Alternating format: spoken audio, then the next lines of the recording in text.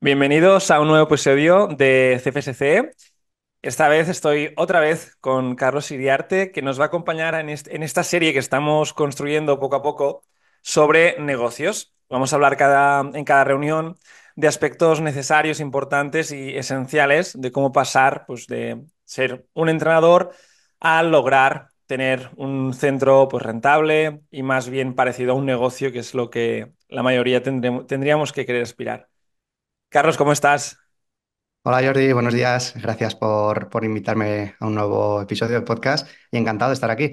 He tenido muy buen feedback de la gente que escuchó los podcasts, el podcast pasado y la clase que hicimos, el webinar en su momento. Y, joder, pues está guay porque a veces cuando no tienes grandes comunidades parece que somos invisibles, pero ostras, pues aunque sea 3, 4, 5, 10, 15 personas, pues nos ayuda mucho a seguir. Así que contento de ver si podemos aportar un poquito más de valor. Sí, sin duda estás ayudando y seguramente que estos episodios van a venir muy bien, tanto a personas que están en procesos más avanzados ya de centros consolidados o personas que queréis dar el paso a ampliar el centro, la empresa o lo que sea.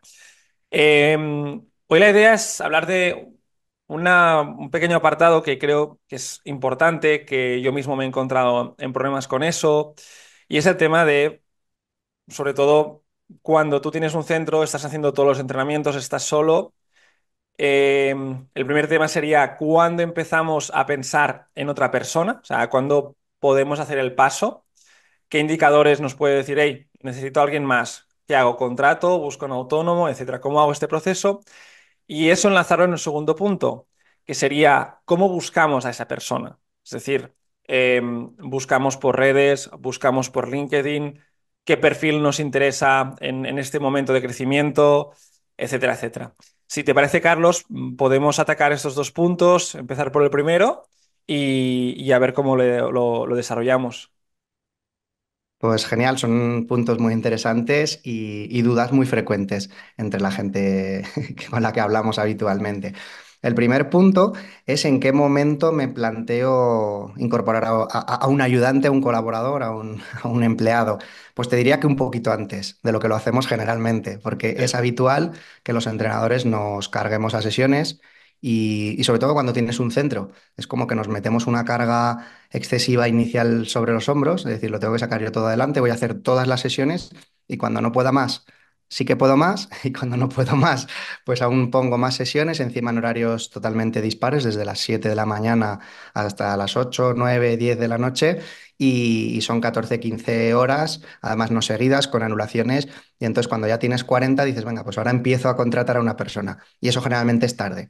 Entonces, ahora ya mirándolo con perspectiva y habiendo cometido ese error en el pasado, te diría que en el momento que tú puedas ofrecer un mínimo de unas 20 horas o incluso 15, a ser posible, lo más agrupadas posible.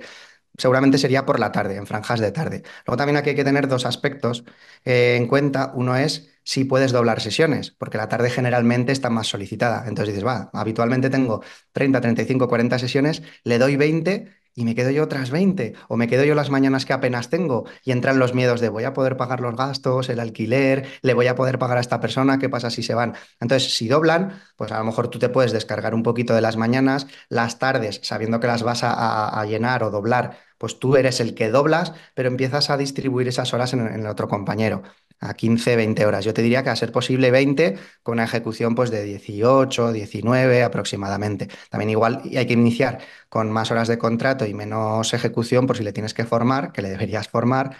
Y en cuanto a autónomo contratado, que este es uno de los temas que tocamos el otro día, yo creo que siempre contratado y a ser posible que pueda crecer a esas 40 horas. Porque si tú lo tienes a 20 horas, es fácil que la persona, obviamente, necesite otro trabajo para vivir. Si tú no se lo puedes ofrecer en un corto plazo, va a buscar. Y cuando tú necesites crecer en esas horas, imagínate que le ofreces de 4 de la tarde a 8 o de 5 a 9, pero luego tienes que hacer un entrenamiento de 9 a 10. Imagínate, le ofreces de 4 a 8 y te sale un entrenamiento a las 9 y otro a las 10 de la noche. Y esa persona, pues a esas horas estaba descansando porque por la mañana se ha buscado otro trabajo. O porque en esas horas, pues compite o es preparador físico de un equipo y no puede hacerlo porque tiene otro compromiso. Entonces dices, ¿qué hago? Vengo yo a hacer las 9 de la noche, vengo a hacer yo la sesión de las 8 o las 8:30, no la hago, pierdo esos clientes y ese dinero. Entonces, lo ideal, que lo enlazaremos después con el perfil de gente que necesitas, es que esa franja inicial te permita ampliarla posteriormente con esa misma persona. Entonces, no sé si esto puede ser una referencia, pero yo diría en el momento que tú tengas 20 horas y hay que hacer cálculos, hay que hacer datos, porque no es lo mismo una persona que tenga un alquiler de 500 euros que el que tiene un alquiler de 1.000. Y no es lo mismo si estás cobrando a 30 euros la hora que si la estás cobrando a 45. Siempre hablamos de dinero sin IVA, no con IVA incluido. Ya. Entonces, esto es lo que hay que valorar.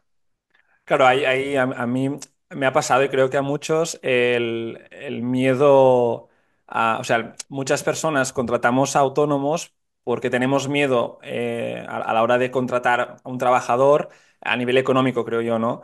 Eh, y es como que si colaboras con un autónomo, te desvinculas tú mismo de un compromiso quizá a largo plazo, te quitas jaleo y a la vez también la otra persona, eh, bueno, le puedes ofrecer un precio hora que es competente y tal, pero que al final esto acaba siendo un error a largo plazo. Eh, y luego una cosa que sí que te quería preguntar, eh, ¿tú por qué crees que hay mucha reticencia a personas que tienen un centro y dicen, no, no, es que si no lo hago yo, nadie más lo hará, tienen miedo a que otra persona pueda hacer lo suyo? eh, o sea, que al final es un tema mental, ¿no? Que, o sea, que yo, por ejemplo, en el CEI, en vez de CEI, pues fuese centro de Jordi Torras, ¿no? Que eso es otro punto aparte. Pero que hay mucha gente, o percibo, que les cuesta mucho confiar en otras personas, ¿no? Y creo que quizá esto es el punto básico, o sea, es decir, a la que piensas y dices, hostias, mi trabajo realmente lo puede hacer otra persona, lo puede enseñar, lo puede hacer a mi manera, pero llegar aquí a menudo es el limitante o lo que cuesta más, ¿no? ¿Qué piensas al respecto de esos miedos a que nadie más, excepto tú mismo, puedas hacer tu trabajo? Pues tú mismo lo has dicho. Perdón, es la palabra miedo, es un miedo y es un factor a tener en cuenta adicional. Disculpa, que estoy acá Salud. con el, Gracias. El miedo principalmente a contratar, a saber si lo voy a poder soportar o no en gastos. Claro. Y no se da cuenta el entrenador del concepto del coste de oportunidad, porque todas esas sesiones que tú puedes contratar para que ejecute otro entrenador, tú si las ejecutas estás dejando de hacer tu trabajo de responsable, de director, toda la parte de marketing, captar nuevos clientes, mejorar procesos para poder delegar el día de mañana. Entonces, cuando quieres contratar seguramente vas tarde y además tienes una necesidad pequeña porque dices, vale, ya, yo solo necesito 10 horas porque yo puedo hacer las otras 30 o las otras 40 y solo buscas una persona para 30. No piensas en el siguiente paso de poder crecer. Entonces tú tienes que pensar inicialmente si tu centro o tu trabajo es un autoempleo, claramente dices, bueno, pues yo quiero sacar mi sueldo y un poquito más, cubrir los gastos y vivir tranquilo y darme algún pequeño capricho de vez en cuando, o de verdad quiero tener un negocio que funcione, que pueda tener pues un equipo de empleados, tener mi salario, pero si yo el día de mañana decido salirme de la ecuación, que ese trabajo lo haga otra persona y poder delegar. Entonces, por un lado está el miedo de asumir los gastos, por otro lado está el miedo de la sostenibilidad en el tiempo, porque dices, vale, este mes lo puedo sostener, pero ¿qué pasa si ahora en diciembre bajan los clientes? ¿Qué pasa si en enero no subo como está previsto? ¿Qué pasa si en verano bajan mucho y se van de vacaciones en agosto? Entonces ese miedo es muy frecuente. Y luego el miedo que hablabas tú de delegar en otra persona siempre va a estar. Es decir, tú cuando quieres formar a alguien y que haga tu trabajo, dices, ¿lo va a poder hacer? Sí, sí, lo puede y lo debería hacer otra persona, incluso si tú estás ya con temas más de dirección, hay veces que incluso mejor que tú, o eso sería lo ideal. Pero claro, hay que tolerar en ese proceso una cierta ineficiencia en alguno de los procesos, siempre y cuando no sea una línea roja. Es decir, imagínate que acuérdate de cobrarles a los clientes con tarjeta y te olvidas a dos clientes. Ostras, no, ahí lo tienes que hacer al 100% bien. Pero a la hora de implementar el sistema de trabajo, bueno, pues si hay alguna pequeña cosa que se puede mejorar, pues ya lo irá haciendo. Pero esa es tu labor de formar. Y la mejor evidencia de que estás liderando bien es que tú formas a colaboradores que a su vez forman a otros. Es decir, la mejor evidencia de liderar bien es que estás formando nuevos líderes. Ujú. Entonces eso es difícil, pero cuando ya empiezas a implementar en tu centro, en tu empresa, esos sistemas en cascada y lo hacen, el colaborador tuyo lo hace incluso mejor que tú y luego ves que la ineficiencia en ese tercer eslabón de la cadena no es tanto y los Ujú. clientes están contentos con este entrenador, dices, ostras, qué guay. Y lo que has dicho antes, si le pongo a mi centro, pues Torras Training o Jordi Training, pues al final hay un poquito más de apego y el cliente, a veces fomentamos nosotros eso también, ¿eh? Por nuestro ego, ¿no? Es que Sí, como yo, pues soy el mejor entrenador y nadie va a querer entrenar conmigo. Y si me permites enlazar un poco con lo que has dicho antes de autónomo, eh, cuando tú contratas a alguien, me encuentro tres errores o dos, tres errores súper comunes. Uno es poner sueldos muy altos en proporción al autónomo. Dices, oye, pues para 15 20 25 horas, no, al autónomo no, perdona, la persona contratada, por 15 20 25 horas, salarios que serían el equivalente a una jornada completa. Entonces, claro, cuando te das cuenta que eso ha sido un error y le quieres ofrecer 40 horas, dices, ostras, es que en proporción no te puedo pagar.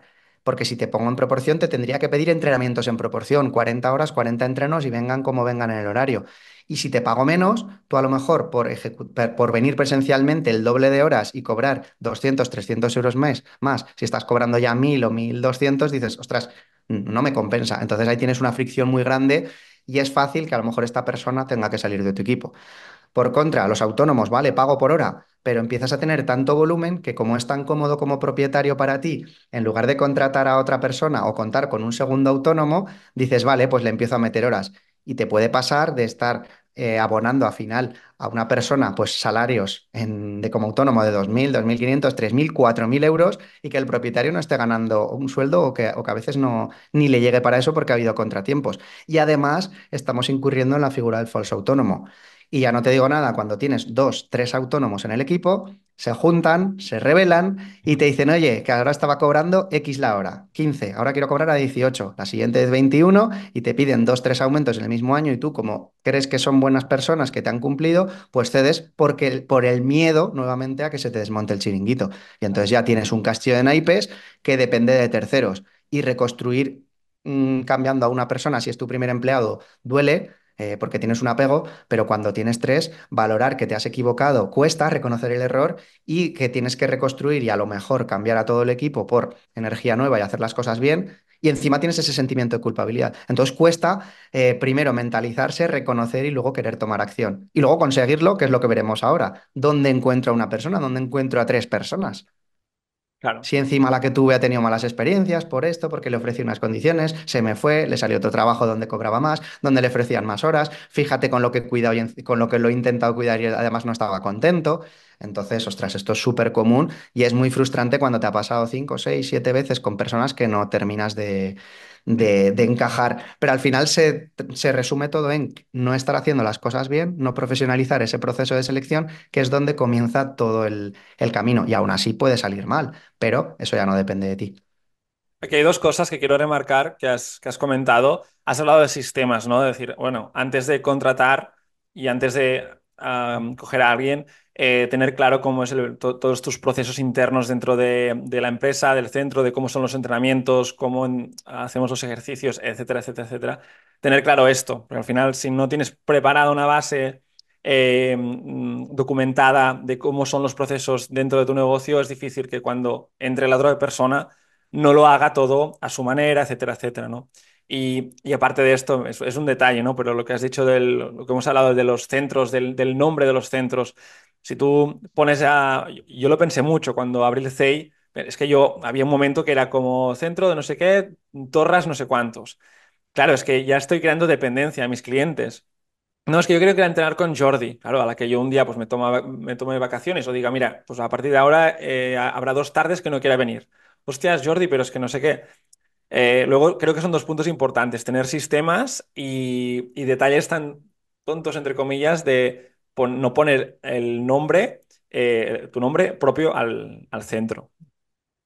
Empiezo por lo segundo. Efectivamente, yo Ujú. también le di una vuelta cuando monté el primer centro, que además fue el primero de la ciudad de Zaragoza. Y cuando yo monté SportUp, que todavía no tenía centro propio, que ofrecíamos servicios a domicilios, en diferentes instalaciones, pues puse como un eslogan debajo de mi centro, era como SportUp, la primera cadena profesional de entrenadores personales. O sea, yo en mi cabeza ya imaginaba algo que pudiera Claro, es de crecer, que el día de visión, mañana. visión, visión a Sí, largo sí, plazo. ya se ha transformado pues, en centros, en franquicias y demás, pero en su momento era la primera cadena y estaba yo solo, bueno, con alguno un compañero que empecé que me echaba una mano, pero la cadena era yo. Y la gente decía, ¿esto es una franquicia? Y yo decía, no, todavía no, pero ya lo tenía en mente. Otra cosa es que ya tengas una reputación muy alta, que la gente o los clientes tengas una marca personal muy, muy, muy fuerte, que a lo mejor en tu caso dices, ostras, pues dentro de un tiempo sí que podría tener sentido un CEI by Jordi Torras, aunque tengas 25 CEIs, o imagínate Michael Boyle, pues que tiene su centro y la gente va a entrenar, o en Estados Unidos, pues Santana, a la gente a su centro. Aquí en España se da también muchos casos. Por ejemplo, Boutique Gym by Martín Sí, Chiacheta. Pues sí, bueno, sí. hay casos de gente que a lo mejor su marca personal es tan potente que puede tener un sentido. A ver, todo tiene pros y contras. Si tú tienes una marca personal muy potente, pues bien, pero generalmente en nuestro caso, cuando iniciamos, no nos conoce pues más que nuestra familia y la gente del barrio. Sí, sí. Entonces, creo que es un limitante. ¿Mejor o peor? No lo sé. Yo, mi recomendación, si puedes, es poner algo que no tenga dependencia. Y ahora que hablamos de tema de marca, me gustaría aprovechar para decir una cosa que también veo un error súper común, y es que cuando ponemos el nombre, la gente no hace estudios de mercado. Es como pongo Sportup y resulta que me dice la gente, oye, que hay veintitantos Sportup. Digo, sí, pero uno está en Italia, otro está en Chile, otro está en Uruguay, eh, otro no tiene nada que ver con el entrenamiento. Entonces, lo que hay que hacer cuando quieras poner un nombre, primero ver si no está registrado en el localizador de marcas de la Oficina Española de Patentes y Marcas en la categoría que tú quieres. Es decir, es una que se llama clase de Niza. Generalmente la nuestra es el 41, que son actividades deportivas, de enseñanza y tal. Y tú además puedes poner el apellido que quieras. Entonces, si vas a hacer formación, si vas a hacer servicios online, si vas a hacer servicios a empresas, pues pon todo, o sea, la categoría genérica más el apellido que quieras y regístralo. Porque si hay alguna persona que tiene un nombre similar, se puede oponer a que tú registres la marca, pero si la tienes registrada ya te pueden decir lo que sea. A mí me pasó en los inicios que había una persona que estaba utilizando, me pasó lo contrario, que estaba utilizando el nombre de Sportup y al final pues les obligué un poquito a cambiarlo porque la propiedad intelectual para eso pagas dentro del territorio español y la utilización de marca. Y también me pasó lo contrario, cuando monté la tienda online de material, una persona que me reclamaba, pero en este caso no tenía nada que ver con el entrenamiento, era de fisioterapia, el nombre mío era C-Sport, CI Sport, o sea, mis iniciales Carlos Iriarte Sport, y el otro era FIS Sport, FISS, no sé, bueno, no quiero decir nombres, algo así, ¿vale?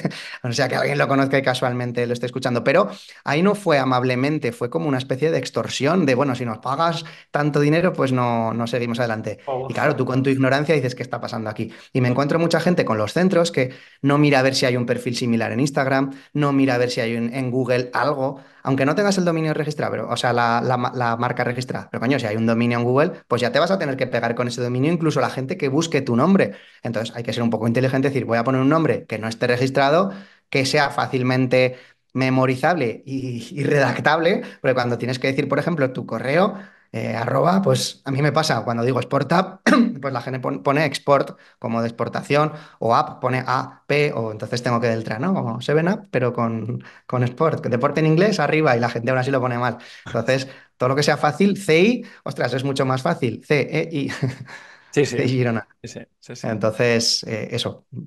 Y la primera pregunta que habíamos hablado, ahora no recuerdo qué estábamos diciendo, aparte de lo del nombre, me he ido por aquí, me he Lo de desviado. los sistemas, Ah, tener claro sí, los sistemas. es muy importante también definir un sistema. Hay que construirlo, para eso tienes que tener una formación potente, porque claro, tú dices, no, es que yo soy buen entrenador, pero ya esta gente con que tenga X titulación, ya sea la carrera, ya sea el grado superior, en Cataluña, por ejemplo, el ROPEC, dices, bueno, pues que ejerza y que haga cada maestrillo, tiene su librillo, pero esto creo que es un error porque fomenta muchísimo la dependencia, más de lo habitual con los clientes, la Mm. dependencia entrenador-cliente, y para el cliente pasa a ser del entrenador. Entonces, como mínimo que habría que definir, pues te diría la estructura de la sesión o perfiles habituales que sueles tener y decir, bueno, pues si tú tienes ya ciertas programaciones, pues perfecto para que todo el mundo parta de esa base. Ahora bien, cuando una persona, un entrenador está acostumbrado a lo suyo, pues te puede poner excusas, es que yo me veo más cómodo de otra manera, es que esta persona si le hago 10 minutos de cardio coordinativo al principio, pues se va a aburrir, esto no. Entonces empezamos ya a ver excusas que eso hay que cortarlo. Entonces empiezas a ver personas no alineadas, con lo cual tú ya tienes que incluir dentro de tu proceso de onboarding, que es la fase inicial cuando incorporas a alguien, esos primeros pasos hasta que puede coger a tus clientes, que eso te da un miedo terrible, pues ahí ya tienes que definir, pues por lo menos los fundamentos del sistema de trabajo. ¿Que no tienes un sistema propio? Ostras, pues lo que hablábamos el otro día, confía en una entidad que te proporcione un sistema, como puede ser el CFSC, que es un tema de progresiones, regresiones y dices, oye, pues aplícalo tal cual. ¿Funciona? Sí, es que está probado, aquí tienes las recetas, no inventes. Hazlo bien, hazlo igual. Y luego ya veremos y ya puliremos detalles. Y hay cosas que tienen que venir de casa, a nivel de educación, a nivel de postura, a nivel de, yo qué sé, cuando tocas a una persona, dependiendo de si es género opuesto, a ver dónde vas a, no sé, a poner la mano, cómo te posicionas tú, si estás encima, si esa si tú has sudado, no sé, una serie de cosas Sí, que sí. ya son de sentido común, pero hay que explicarlas también. Entonces, una cosa es el sistema, otra cosa es a nivel comportamiento y luego pues toda la parte metodológica. Lo ideal sería tener definidas una serie de programaciones por avatares o por tipos de perfiles de clientes y a partir de ahí decir, venga, pues si es este tipo de perfil a nivel individual, la sesión cero, la sesión uno, pues incluye esta valoración, este estudio de composición corporal, tal, tal, tal, y estos primeros pasos a nivel respiración, a nivel de patrones, a nivel de lo que sea. ¿Que son sistema de grupos? Pues hay que tener en cuenta incluso el tema del material, las máquinas. Me encuentro con gente que tiene centros de 150, 200 metros, hace grupos de 4 personas y se plantea si le cabe un segundo grupo o un segundo entrenamiento. Digo, escucha, yo ahí te meto 5 entrenamientos a la vez, seguro, después de haber empezado también, con un entrenamiento solo. No, pero es que no tengo material. Ostras, pues compra más material, organízalo, que tus entrenadores hablen entre ellos. Es que hay gente que necesita ahí una batalla de kettlebell, si necesita todas, desde 8 hasta las de 32, por si acaso, las mancuernas, y deja todo por ahí tirado. Entonces el otro entrenador no lo puede utilizar, tiene que pasar por encima del cliente, entonces es un tema organizativo. Si se hace bien, este es un limitante muy grande para poder doblar sesiones Ujú. y poder volver al punto inicial que hablamos, contratar a un segundo o un tercer entrenador, sobre todo en franjas más solicitadas como pueden ser las de la tarde. Si quieres, Carlos, avanzamos al segundo tema. Tenemos bueno, 7 minutitos. Sí. Eh, a la hora, bueno, tenemos todos los condicionantes para acoger a alguien, tenemos claro el sistema de trabajo, etcétera, etcétera. Vamos a buscar a alguien. ¿Por dónde empezamos? Publicamos un post, vamos a LinkedIn. ¿Cómo debe ser esta oferta inicial? Pues aquí depende de dónde vivas, porque generalmente el error que solemos cometer es tirar de gente conocida. Pues tengo un compañero de carrera, tengo un ex compi del gimnasio donde estuve trabajando que me puede hacer varias horas, los martes y los jueves, tengo una chica que hace pilates pero solo puede los miércoles por la mañana y los viernes por la tarde. Entonces, ¿qué haces? Pues el error que yo también cometí, que es adaptar tu empresa a los demás. O crear una clase que dices, bueno, pues esta persona me hace los entrenos, pero a la vez, pues ostras, pues me hace yoga. Ujú. Pero es que luego el yoga, esa chica no puede y no puede sustituirlo. Entonces, primero tienes que definir qué es lo que realmente necesita tu centro. Entonces, yo recomendaría cuántas horas puedes ofrecer, a ser posible una media jornada, 20 contratada, y a partir de ahí ver cómo puede crecer. Porque no, luego tampoco tenemos en cuenta el factor de las vacaciones. Es decir, no, no, es que tengo 80 90 100 sesiones y tengo 3 tíos, tengo cuatro, o tres entrenadores, entrenadoras. Pero cuando te falla uno y cuando hay una baja y cuando hay una ausencia, cuando se pone malo, ostras, pues es que ahí eso no lo tenemos en cuenta. Y si tú planificas todo el calendario de vacaciones, cada persona tiene 23 días laborales al año. Es decir, que esto vienen a ser como unas 4 semanas. Si tienes 4 personas en el equipo, son 16 semanas, son 4 meses. ¿Qué hace el propietario? Lo ejecuta él y eso es un error. Entonces, ¿cuál es la necesidad que tiene mi centro durante todo el año? ¿Qué previsión voy a poder tener de crecimiento? Es decir, contrato a una persona para que pueda crecer a 40 o tres que puedan crecer a 40 el día de mañana, primero una, luego otra, o dos a 20 que puedan crecer uno en una franja y otro en otra.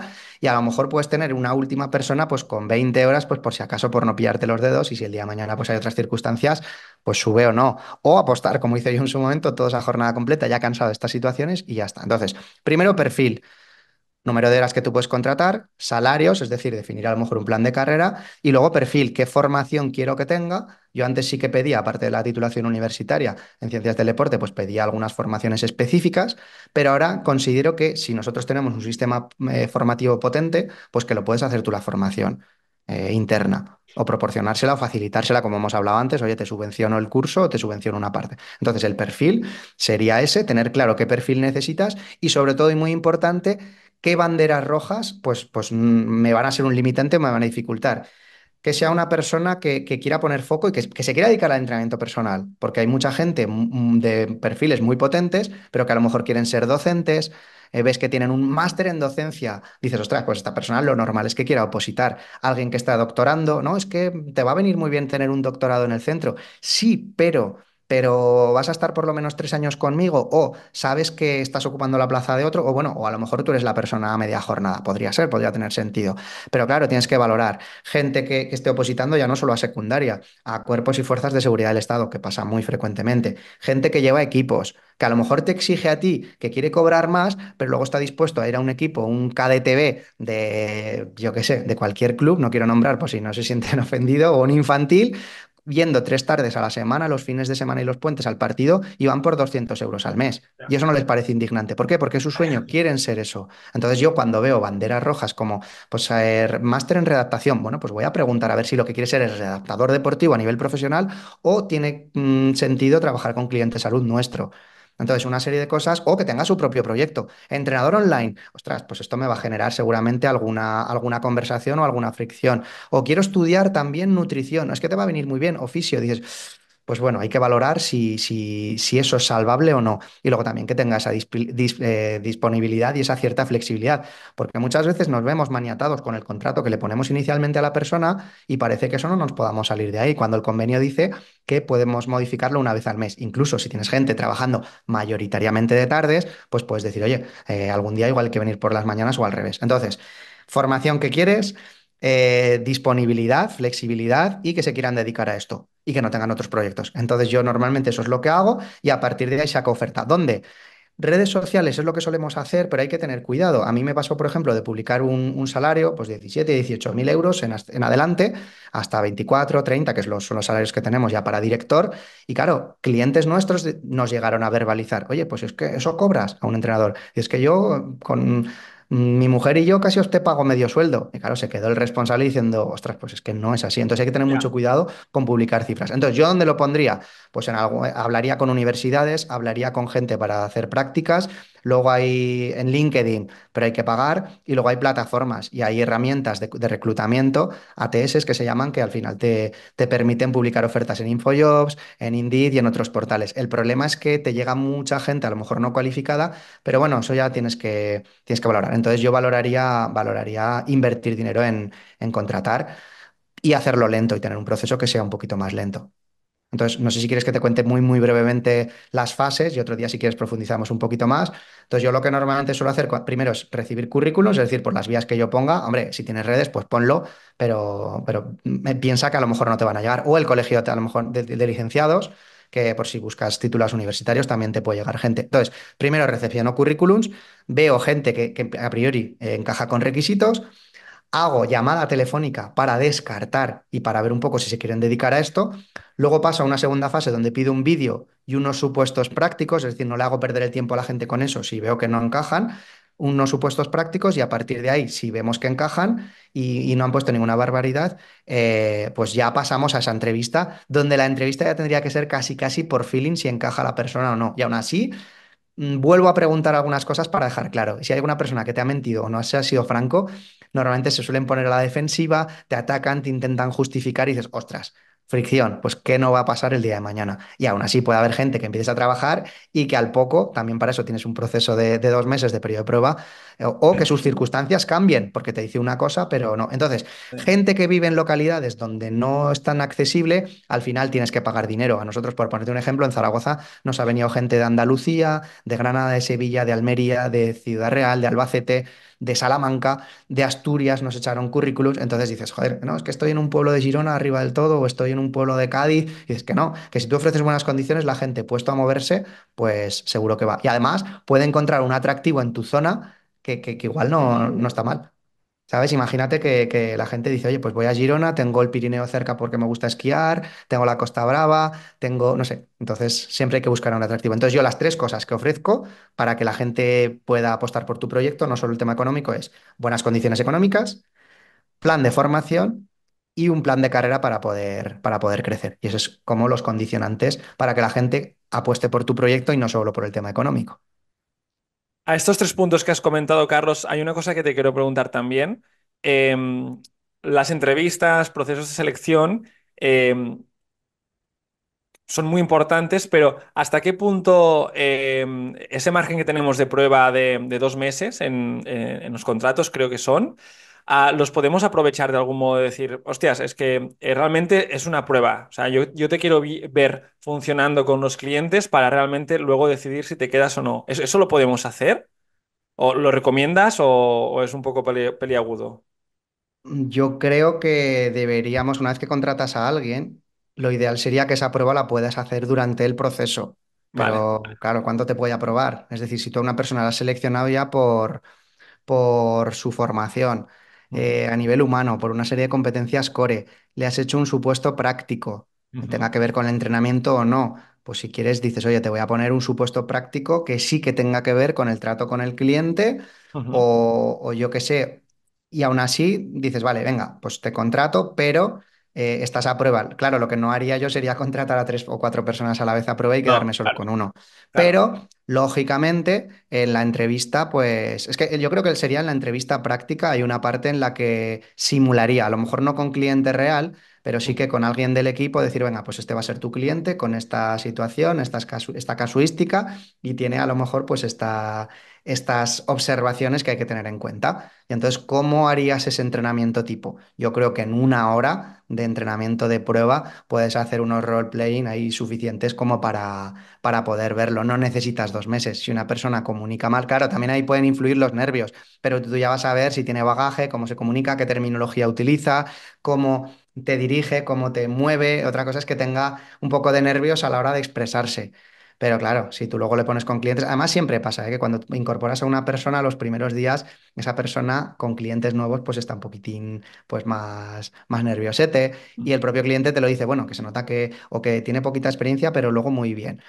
Tienes los 2 meses, evidentemente, pero yo creo que más que para darte cuenta si vale o no vale a nivel técnico, tendría que ser si va alineado o no con el proyecto. Es decir, que has visto detalles que dices, uy, esto no me lo Sí. dijiste en la entrevista, o no supe preguntártelo, o no supe verlo, porque pasa mucho, sobre todo cuando contratas desde la necesidad, que quieres ver en otros cualidades que a lo mejor no tienen.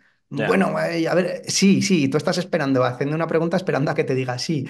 O sea, a que te diga una cosa y tú ya estás haciendo así con la cabeza porque, bueno, me convence, vale, vale, es como de los 10 checks que mentalmente tienes tú, vale, sí, sí, check, check, check. Pero bueno, hay una cosa que no, pero bueno, que vale, ven. Y ya casi le estás contando tú. He visto entrevistas en las que casi el propio propietario del centro es el que está contando todo el proyecto en lugar de analizar al candidato. Empezarías en tantas horas, tal, pues ¿qué va a hacer el candidato? Sí, sí, sí, sí, sí, sí. Pues genial, qué bien ha ido la entrevista, pero eso no es una entrevista. En la entrevista tienes que poner a prueba, donde has visto banderas amarillas tienes que tirar, tienes que tensar, tienes que ver cómo esa persona se expresa, reflexiona y sobre todo basado, yo recomiendo mucho que los supuestos prácticos no tengan tanto que ver con el entrenamiento, porque eso se puede mejorar y se puede formar, sino que tengan que ver con situaciones que te han sucedido en el pasado o momentos de fricciones con otros empleados. ¿Qué pasaría si, te pongo un ejemplo que ponemos nosotros, qué pasaría si son las 8 de la tarde de un viernes, tú has trabajado por la mañana, estás cansado y justo cuando te ibas por la puerta ya, que además has quedado, viene un cliente, posible cliente a por información y tienes un compañero que está haciendo entrenamientos y no le puede atender? Tienes unos papelitos encima de la mesa para coger sus datos. Pues hay gente que te dice, si el convenio dice que yo me quede, pues sí, pues no, yo en mi tiempo libre no quiero regalar dinero. Y entonces dices, hostia, que estás en en una entrevista. Por lo menos, aunque sea mentira, lo ideal es que sea ideal, ¿no? Pero que sea mentira y me dices, oye, me quedaría atentamente si tengo que estar 15 20 minutos, es mi trabajo, igual que... Pero hay gente que te dice, me podría quedar, al igual que otro día puedo llegar con un poquito de retraso. Y ya es cuando te vuelve la cabeza y dices, perdona. Entonces, cuando preguntas bien obtienes buenas respuestas y la gente es muy, muy, muy sincera, afortunadamente. Entonces, yo creo que los filtros tienen que venir por ahí. Y luego ya tienes esos 2 meses, lógicamente, para ver si sí o si no. A mí normalmente cuando me pregunta la gestoría, oye, Carlos, a esta persona se le acaba el periodo de prueba, lo renovamos, porque además son contratos indefinidos desde el primer momento. Y rara es la vez que le digo que no. Es decir, si ves que no, a lo mejor no necesitas ni los 2 meses. Y cuando ha habido alguna persona que ha tenido dudas el segundo mes, venga, vamos a darle un poquito más, pues te cuesta un despido, pero dices, bueno, quería probar si no ha sido por timings. Bueno, al final los malos ratos bueno, contratar a alguien y que te salga rana, pues eso, son cosas que nos pasan, nos pasarán y tener capacidad de resiliencia a cómo afrontar estas cosas también es una habilidad que tenemos que aprender con el tiempo como gestores de centro, ¿no? Porque la Claro, verdad si, es que si- hay si te situaciones sirve, complicadas. si te sirve un dato, ahora que has dicho el periodo, o sea, bueno, el ensayo-error. En mi caso, actualmente tenemos 3 centros y en torno a 20 empleados, pero han pasado cerca de 60 personas. Claro. 60 personas, es decir, joder, Carlos, ¿qué equipos tienes ahora? Sí, pero para tener estos 20 han tenido que pasar 60. ¿Los 60 eran malos? No, probablemente los errores grandes los he cometido yo, que no sabía liderar, que no sabía lo que quería, que a lo mejor me conformaba con un tipo de perfil y Ujú, luego, lógicamente, muchas veces personas que no estaban alineadas. Probablemente malas personas, pues serían contados con los dedos de la mano. Aunque se hayan portado mal conmigo, pues bueno, si les preguntas a ellos, seguramente sería yo el que me he portado mal. Pero normalmente suele ser que no tenemos un proceso estructurado. Así que hay ujú. gente que cuando ha tenido 5 empleados o 6 y le han salido mal 4, dice, es que todos me salen mal. Lo peor es que cuando llegas a casa y te dice tu padre que me pasó a mí, a ver si el problema vas a ser tú, dices, hostia, húndeme más. Pero bueno, normalmente dices, ostras, algo Mm, de eso sí que hay, que yo seguramente no esté atendiendo a esas necesidades, pero normalmente no soy yo, no os culpéis. O sea, si estáis escuchando esto y veis que no termináis de dar con la tecla, no os culpéis porque probablemente lo que os faltará será información o procesos de selección estructurados. Y a lo mejor invertir 200, 300 euros nos parece una barbaridad, pero luego es mucho más caro gastarte 3.000, 4.000 euros en un despido dentro de un tiempo y aguantar 2, 3 años a alguien que dices, ostras, pues no, yo qué sé, lo tenía que haber visto antes o directamente sabiendo esto, esto y esto que no lo corté, pues no tenía que haberse incorporado al equipo. Y reconducir situaciones de banderas amarillas es muy difícil. Al final casi todas acaban en naranja y rojo. Es muy difícil que una bandera amarilla se transforme en verde. Y sobre todo cuando son tus primeras contrataciones, te lo tomas como un reto personal porque dices, no, esto lo voy a reconducir y acabas dedicando una energía y un desgaste innecesario e injusto que dices, jolín, déjalo ir, no pasa nada, te has equivocado tú, ya está, asúmelo.